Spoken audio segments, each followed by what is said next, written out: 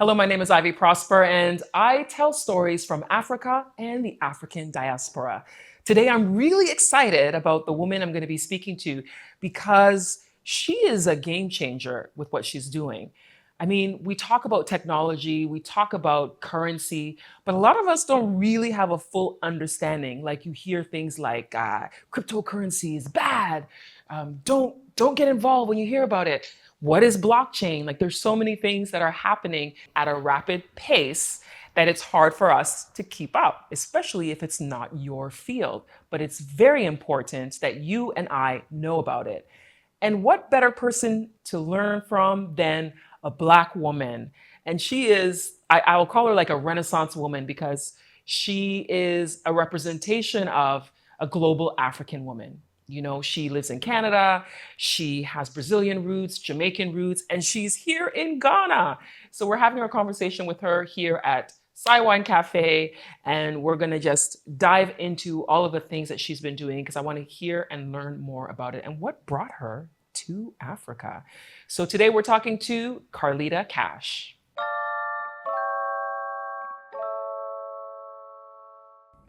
Carlita Cash is another example of the global African diaspora making the decision to come to the African continent.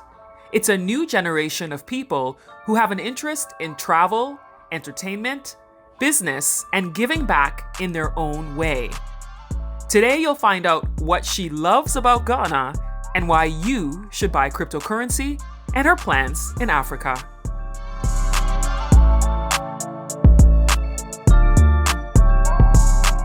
One of the things I find really interesting is that I used to live in Toronto, Canada, and actually Toronto, Ontario, Canada, because we always leave that out. We need to teach people that we have provinces. So Toronto, Ontario, Canada. And there's so many people that I never met while living in Canada, but now in Ghana, I'm meeting all these Canadians. Yes. They're like, oh, I lived in Toronto too. I'm like, oh, I never met you before. So it's really, really interesting how we all kind of converged here on the continent. And this is where I'm meeting interesting people like yourself. Yes. Thank you for taking the time out of your schedule to come. I know that you have only a few days left, so I appreciate you taking the time out today. Thank you. Thank you for having me here, Ivy. I'm really excited to share what I do and to get to connect with you more. Yeah, and you are a digital entrepreneur, Yes. and it's something that, people might be like, well, what's a digital entrepreneur? For somebody who's watching and doesn't really understand, because I mean, we have so much in that digital space right now, but how did you get into becoming a digital entrepreneur? Yeah, so, funny enough, I worked in HR, human resources management, for a long, long time. I used to live in Alberta, Edmonton, Calgary. And so when I moved back to Ontario, a friend of mine, kind of told me about cryptocurrency, asked me if I wanted to kind of get into it. And I said, yeah, I've always been kind of interested in learning something new. And I got into it and I loved it. And I thought, why not get into something that I enjoy? And then I started teaching people about it more and more. And I decided to make it my career and kind of step away from something I was used to. I want to know digital currency, because cryptocurrency essentially is digital currency. We hear so many positives, but we also hear a lot of negatives. Like a lot of people try to scare us that it's not the greatest thing, especially when you watch the news and they'll be like, cryptocurrency company has, crashed and people have lost everything. Explain the basics for somebody who doesn't know what it is, before we dive more into the value of it. Sure, sure. So the way I like to explain it is cryptocurrency, just the same way that we started with fiat. So we used to barter. So say you had wheat, I had goats, we used to exchange. Then we moved to the gold rush, then metal coins, paper money, debit, credit cards. Now people use Apple Pay with their phones. And so it's just the natural progression of money. And now it's decentralized. So it's creating this decentralized era where our money isn't governed by governing bodies. And so it's taking kind of the power back a little bit. And so that's why we're going to be seeing more and more of the news and people getting afraid of kind of dipping into it and not really educating themselves on it. So that's why it's so important too that I tell people to educate themselves on what cryptocurrency is, how to utilize it, because now this is going to make an even playing field for Africans and the global economy.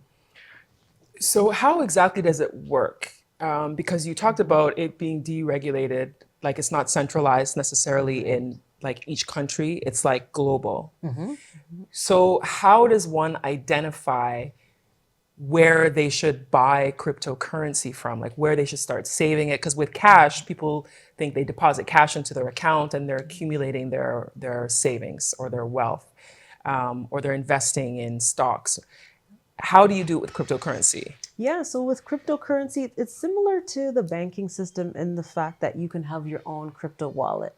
And so when you're purchasing cryptocurrency, you are able to buy it on something called an exchange. So the thing with exchanges are that they are centralized. So similar to the banking system, they're centralized. So what you want to do is you'd create an account on an exchange online, and then you're able to purchase cryptocurrency using fiat. And then what you want to do is you want to take your cryptocurrency off those exchanges and safeguard it. So you can safeguard it on something we call a ledger. Okay. It looks almost like a USB, but that's called a cold wallet. And so Okay. that's when you would safeguard it, you would have it to yourself. There's something called private keys, similar to like a password. Okay. And everybody, you kind of safeguard it. I tell people, put this in your will, because this is what you're going to be passing down to your children, your children's children, and onwards. So if I wanted to go and get cryptocurrency, is there a company that I would go to? Is there an agent that I would go to? Like, what is the best way to do it? So the best way to do it is to go through an educational course or platform. Okay. So that's where a lot of people do get scammed, is wanting to say invest in cryptocurrency. Then they go to somebody, say online, hey, I can take your $5,000 and triple it within a week. So that's not realistic when it comes, just because cryptocurrency is a long-term investment. And so that's where a lot of the scamming happens. Okay. So for myself, my courses, I introduce people to the courses that I do. So beginners, intermediate, and advanced. So in that regard, I teach people how to purchase it. And so I do step by step how to purchase it, why it's important, what it is, how to utilize it, and just how to safeguard it as well. So in doing that, once they safeguard it, you were talking about putting it on a USB. Like, so is that like your own thing that you would carry physically?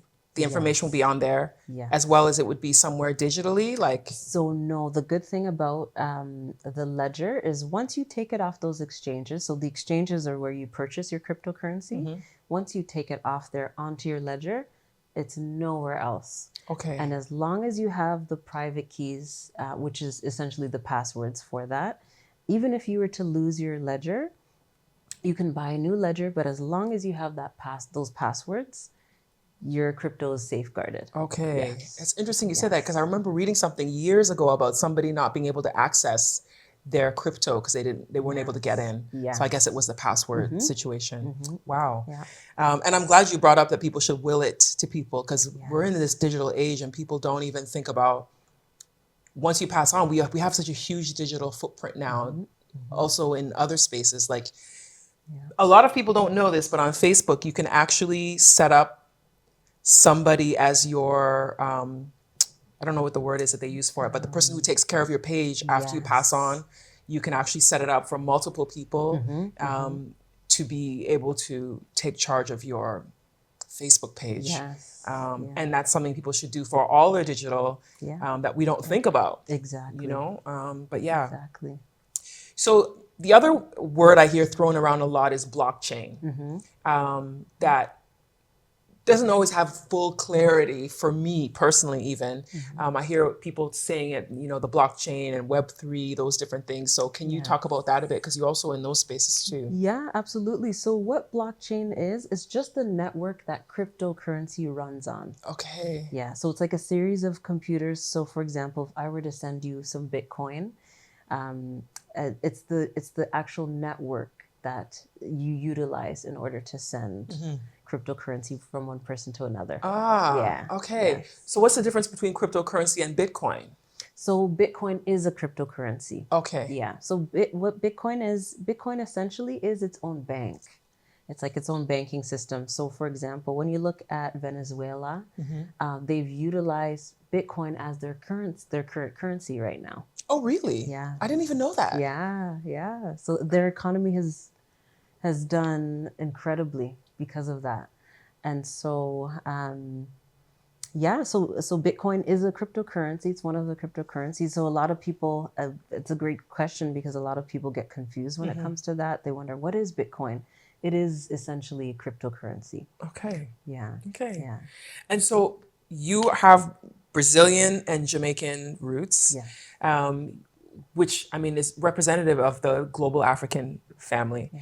And one of the things that I often wonder, because I meet so many people from the diaspora who come to Ghana over the last few years, and I always wonder what made you decide to come to the continent of Africa? So growing up, my parents and my siblings, I have four older brothers. I'm Oh, the so youngest. you had lots of protection growing up then. A lot. Yeah, so my parents have always been very Afrocentric and have told us about our background, our roots, not knowing exactly from where in Africa, but have always been very strong. And, we're a strong, intelligent Black family. And so I've always wanted to come to Africa. And I remember as a child, my parents would always have students from different countries in Africa come Oh, and stay. exchange students. Yeah. Oh, wow. Yeah. I don't want to age myself, but back in the 80s, we did that from back in the 80s or even before I was born. So, and most of my friends in Canada are actually African from different countries. So we've immersed ourselves into the culture, the different cultures. And so I've always wanted to come to Africa and just do a huge tour. So the first time I came was 2022. One of my good friends, she's Ghanaian. Her family's Ghanaian. So she said she's coming home. I said, I'm coming with you. Whether you're inviting me or not, I'm coming. So it was, I think, the last week in December of 2022 when I came to Ghana, and it was amazing, amazing. So she was here. Then I met my best friend in Kenya and Zambia. So she's in Canada as well. Okay. And so we went to a few different countries. We went to Zimbabwe, Zambia, Kenya, and then I came back to Ghana. And my friend was gone. She had gone back to Canada. And I stayed here by myself. I networked, I met people, and I was here for about a month and a half. Oh, wow. And I loved it. Yeah. What was it that you loved the most about it? I love the feeling of being at peace here. People talk about peace all the time. Yeah. So as soon as I arrived, I was in the airport and I felt just this heaviness be gone from my body. I just felt at peace. It was almost like the ancestors are calling me home type of thing. I've been all over the world, and this is the first place I felt at peace. That's amazing. Yeah. And Wow. so just kind of realizing that and digging deeper into the roots of the culture. I love the culture too. And seeing the community and how people kind of band together and help one another out. And I loved that. And so I said, you know what, this is the place where I kind of want to move to. So that's my goal. Okay. And so in being in this space and spending time, you decided to bring your knowledge as well. Because I noticed when I looked at some of your social media that you have some things that you do with teaching the cryptocurrency for Africans. Yes. How has that been going? Great. Really, really great. A lot of people are responsive to wanting to learn and understand. And when I came here initially, I said, you know what, let me research the market in crypto and blockchain. And there are a few startups here. There's a Bitcoin ATM here in Accra, which a lot of people don't even I didn't even realize. know. Yeah. I didn't even know. Yeah. And so I just kind of networked with those type of people and just to encourage them to say, okay, this is what we can maybe do next. Let's work together. And I have a conference coming up in August as well, a blockchain crypto conference. Where? So it's going to most likely be Kempinski or Movenpick. Okay. Still trying to decide. Okay. But definitely in Accra. And that's in August? Yes. Oh, so you'll be back? Yes. Oh, that's yeah. really good. Yeah. That's really good. Yeah. I'm glad to hear that people have been really responsive to it. Yeah. Because I know there's a lot of people who are skeptical because we keep hearing a lot of the negative reports about crypto and scamming, Yes. people scamming. Yeah. How does like how is it looking in Ghana with the crypto spaces? Like, because people here don't have access to the same financial wealth necessarily at the same high numbers as you would in Canada or in the US. Not saying that people don't have money here, but there are more people who are not making the same amount of money as they are in Canada. So, what are the things that you teach them so that they can slowly grow their wealth? Because the potential is there to get wealth, even when you're starting with a small amount. Like, what do Yes. you teach them? Yeah. So the main thing I like to tell people, there's something called dollar cost averaging. So, for example, just putting a figure out there, say if you had $1,000 and you said, you know what, I don't know when to buy Bitcoin, for example, the price is going up and down constantly. So I tell them to do dollar cost averaging, which means if you have $1,000 every Friday, you're going to buy $250 worth of Bitcoin. And so that way, you're able to take a little bit of money and purchase some crypto or whatever cryptocurrency you would like.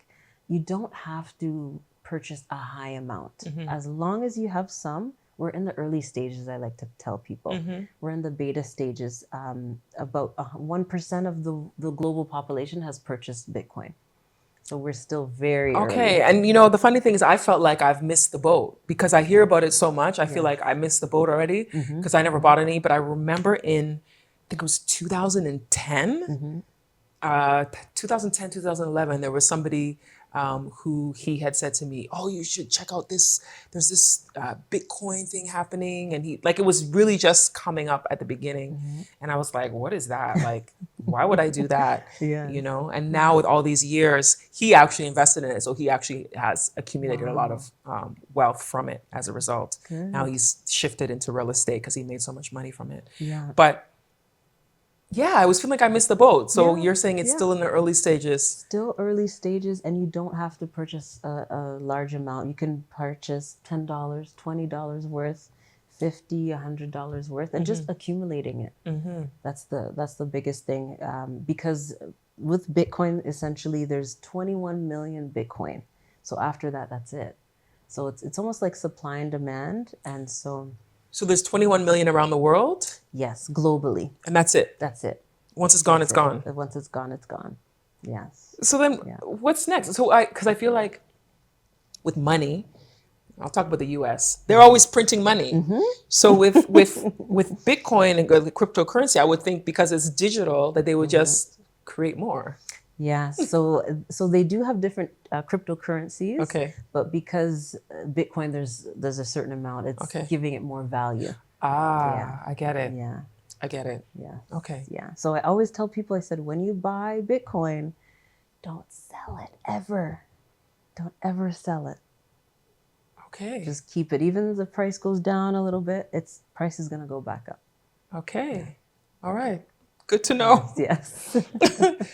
So, what are some of the things, I'm going to go back to your experience in Ghana. What are some of the things that you've noticed were eye-opening for you in Ghana? Because I know a lot of people from the Caribbean and from South America that may have never gone to the continent, they arrive and they have these experiences and it's like, oh, wow.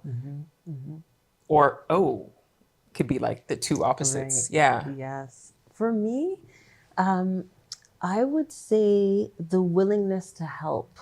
So people here are just so willing to help you, so friendly, and wanting to take you kind of under their guard. To say, okay, let me show you what you need to do, and that really struck me because growing up in Canada, or even now, we've become a very individualistic society in North America. So here, it's very community based, and I really, really appreciated that. Really, really appreciate it. And just people wanting to help you and show you around and understanding the culture. The culture is so rich. That's one thing that I really, really realized. Yeah, the culture is extremely rich. The level of grandeur that I see in Ghana, I Hmm. kind of knew it was like that, but it Okay. was shocking to see. Like, What we say grandeur, like what, yeah, for example? the cars, the homes, the outfits, and it's Yeah, beautiful. yeah, Really, really nice. yeah. Yeah. Ghanaians go all out, Yes. especially with funerals, with weddings, and Yeah. with even with baby naming ceremonies. They go all Oh, out. Yeah. wow. Um, Wow. it's interesting because a Ghanaian might tell you they don't have money, but they'll manage to find money to get that Yes. 6 to 12 yards of cloth to Right. go and sew themselves something special for Yes. whatever occasion it is Mm-hmm. that they're Yeah. going somewhere. And then the cars, like you're saying, I see more luxury cars Oh, in yeah. Accra than I do when I'm like in Toronto. Oh, Like you yeah. see more Yeah. people driving them, and here Hmm. if somebody's driving a luxury car, they've paid cash for it. You know, Exactly. they didn't finance it on a loan. Like Mm-hmm. Mm-hmm. 99.99%, it is cash paid. Yes, that's Yeah. right. That's right. I was even, I called one of my siblings the other day and I was telling him all the custom colors of Mm. the luxury vehicles. So like, wow, I've never seen this color before. Yeah, yeah. Yeah. So I love the culture is very bright and beautiful. Really, really Do you think nice. that any of your brothers will come? Oh yeah, my family wants to come down already. My dad wants to move here already too. Oh, really? Oh, Yeah, and your yeah. dad is the one who's Jamaican or from Brazil? Brazil. Okay. Yeah, Wow. yeah, You know yeah. that there's a connection with Brazil and Ghana. Yes, yeah, With I think it's yeah. in the Jamestown area. There's an Yes. area where there's a connection to Brazil. I Mm-hmm. don't want to quote the exact history because I'm still trying to learn it myself, but I Yeah, do know that there's a connection right. right there in Jamestown. Yes. Yeah, Yeah. so that's cool. That'd be Yeah, really yeah. cool. Uh-huh. What about the food? Any foods that what are the foods that you've eaten that really you like or that stood out to you? I would say red. I I love red love red. red. It's so good. It's so Yes, I love it. I good. love it. I love it. For people who Yes. don't know, red is the beans with fried plantain. Yeah, Yes. So good. So good. yeah. And I'm vegan, so I've kind of tried to.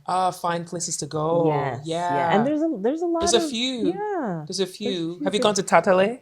Yes. Yeah, Beautiful they're pretty food. good. The guy Yeah. there really puts his heart and soul into when he's working. Like Yes. you know, he's there because he's put his Right. heart and soul in a lot of the stuff. Yeah, Yeah, so the owner. good, so good.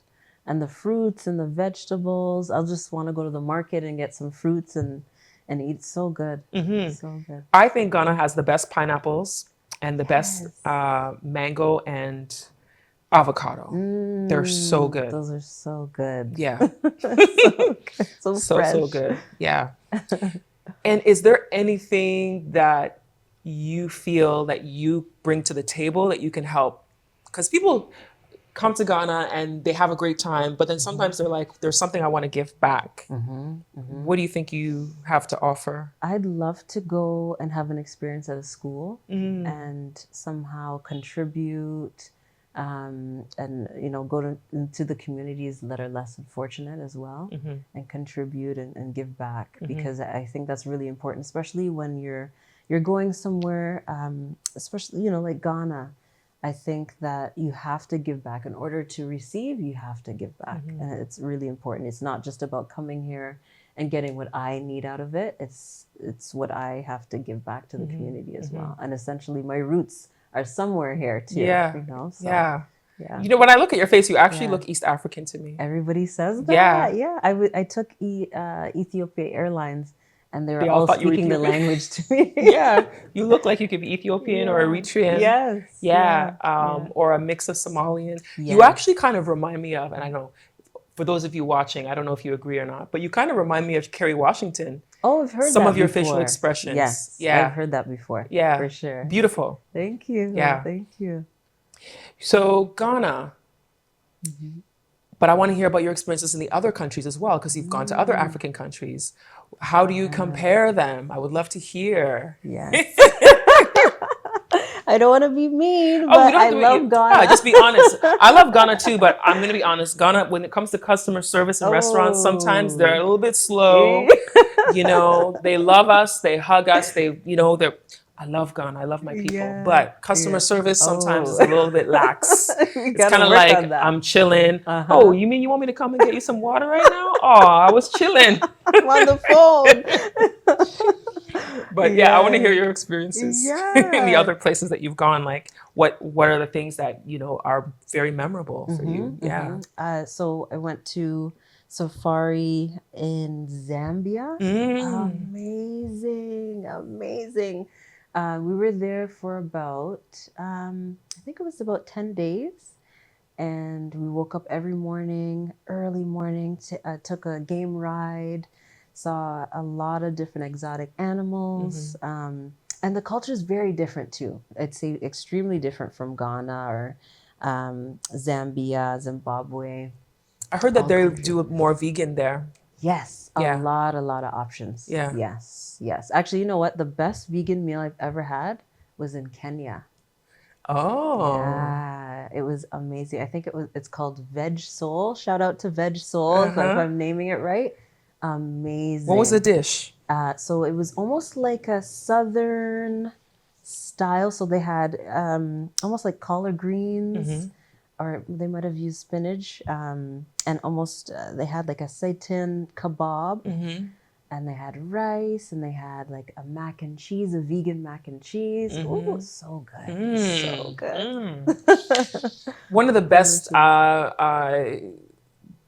vegan dishes I had in was in Kenya as well. We went to we actually I was doing a documentary, Mhm. and we actually went to some people's homes and they actually like cooked Oh, food in wow. their home, and I don't even remember what it was called, but it was like some kind Yes. of greens kind of thing, and then Mm. there were these coconut beans, like they beans were like Ooh. made in this coconut sauce that were just Mm. phenomenal. Like So phenomenal. good. I've never had beans like that again, and they Yeah, were so good. so And good. with the chapati, because that has that they Mm-hmm. have the East The Indian Indian. influence in some of Yeah. their dishes. Yes. So yeah, it's always Yeah. great to travel and see other countries on the Mm-hmm. continent. I Mm-hmm. want to see more. Yes. How was South Yes. Africa? I didn't go to South Africa, but I went to Oh Zambia. yeah, you said Zambia. That's Yeah. right. You said Zambia. Zambia was interesting too. That's where we did the safari. Hmm. Beautiful. And you know what? I've traveled to a lot of different places, and I've never been in such a remote location. So we stayed in a beautiful lodge, no TV, so we were one with Hmm. nature, my best friend and I, and it was just phenomenal. We got to on the game ride. We saw some lion cubs, some lions, zebras, giraffes, beautiful, and the people Hmm. are just amazing too. That's Really good. accommodating and helpful too. That's Just good. beautiful. That's good. That's good. Yeah, yeah. Have you met any people here that you've connected with that you might stay in touch with as as time goes? Yes, yeah. I've actually met a lot of Americans, Black Americans and Black Canadians. Hmm. Yes, and so we've kind of wanted to start like a diaspora group, or kind of network and expand that too. And so it's just been amazing. A lot of people I see are turning away from North America and coming back home, which is really, I think, important, because we have this ideology that Africa isn't up to date, and that we shouldn't come here. And, Hmm. that's what they promote in media. Hmm. And so kind of going against the trend, I think, is really, really important. And just educating ourselves on the culture and what's actually here. And that's why I like to showcase every day that I'm out. I like to kind of showcase what it's actually like here. Hmm. I've been here. The longest I stayed was 2 months, Hmm. and I didn't. There's nothing that I could say. Oh, I wish I was back home in Canada. I Hmm. miss this, or Hmm. not one thing. Wow, that's really good. You're the first person to Yeah. say not one thing. Really? Yeah. Because I mean, what I do miss is the internet being more Oh, reliable. That is yes. one thing that I'm like when I got Yes. back to Canada in September, I was just like, Yeah. oh, I just tap and it's there. I just tap and it's there, and it's like, Yes. I mean, here you can get that sometimes, but then there's Hmm. times when it gets spotty. Yeah, Yeah. definitely. Definitely. So, Yeah. okay. So I'm glad that we got a chance to talk today, and I'm so happy to hear that you're here trying to do something with respect to teaching, blockchain, cryptocurrency. Yes. It's so important. As a woman, have you thought about trying, because I know you talked about going to the schools and stuff. Have you thought about any kind of like girls groups or organizations to try to get them up to speed on some of these things? Because sometimes you see young girls they're working, they're working hard, some of these people. Have you thought about maybe some things that you can teach to some of them? Absolutely. So I'm going to be partnering with the Addo Foundation, with Martin Addo, and that's exactly what he does. And so we're working on just bringing cryptocurrency, blockchain education to those women, and so that they can empower themselves. That's so important in this day and age. Women can do so many things, so many things. It's not just about the beauty industry. It could use our minds of tech and new technology and emerge into something else. So I think that's really important. Yeah. Yeah.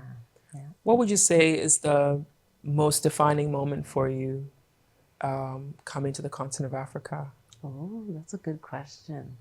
Oh, Cape Coast. Oh, Cape Coast. I had an experience. So I was there a couple weeks ago and went to the slave castle, and I had to actually take a breather, and it was just a lot to take in, to consume, just seeing what my ancestors went through. It's really, really important for the diaspora to come and to see and experience. And yeah, it was a lot. It was a lot. I actually broke down in tears.